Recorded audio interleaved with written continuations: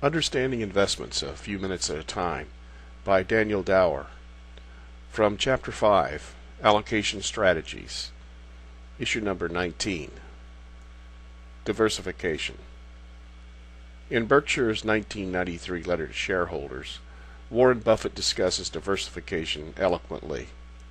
The strategy we've adopted precludes our following standard diversification dogma. Many pundits would therefore say the strategy must be riskier than that employed by more conventional investors. We disagree. We believe that a policy of portfolio concentration may well decrease risk if it raises, as it should, both the intensity with which an investor thinks about a business and the comfort level he must feel with the economic characteristics before buying into it. In stating this opinion, we define risk using dictionary terms as the possibility of loss or injury. Obviously, every investor will make mistakes, but by confining himself to a relatively few, easy-to-understand cases, a reasonably intelligent, informed, and diligent person can judge investment risk with a useful degree of accuracy. Of course, some investment strategies, for instance, our efforts in arbitrage over the years, requires wide diversification. If significant risk exists in a single transaction, overall risk should be reduced by making that purchase one of many mutually independent commitments.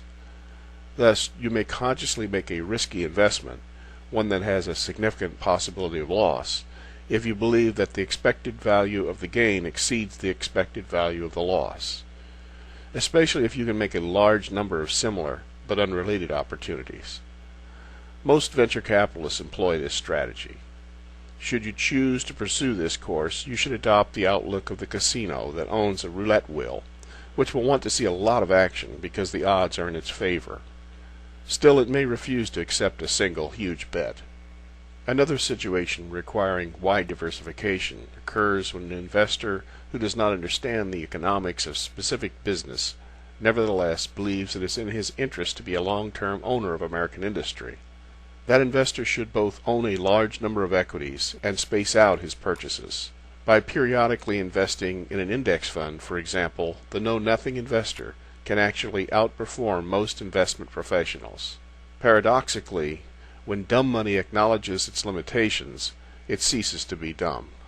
On the other hand, if you are a know-something investor, able to understand business economics and find 5 to 10 sensibly priced companies that possess important long-term competitive advantages, conventional diversification makes no sense for you. It is apt simply to hurt your results and increase your risk.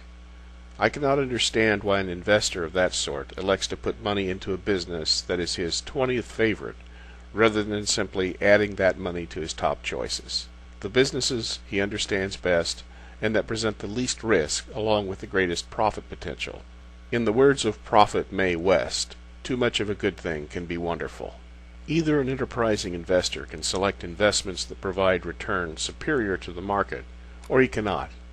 If the latter is true, then surely a broad market, low-cost index fund is the most suitable investment.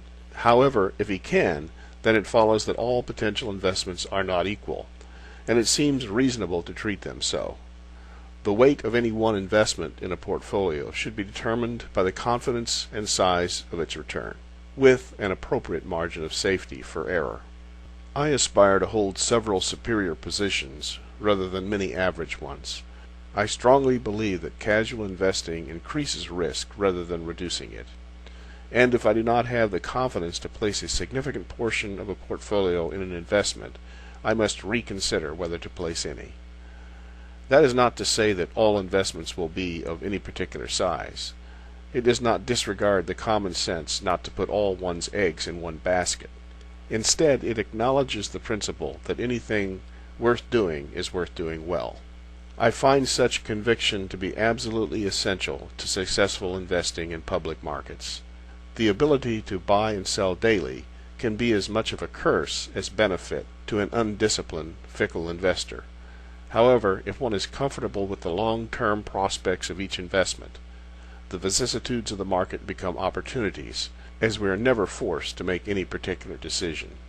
If you can make a handful of good decisions, do that and no more. If you don't have conviction about an investment, don't do it. Statistics guarantee that if you hold enough positions, you'll correlate with the market.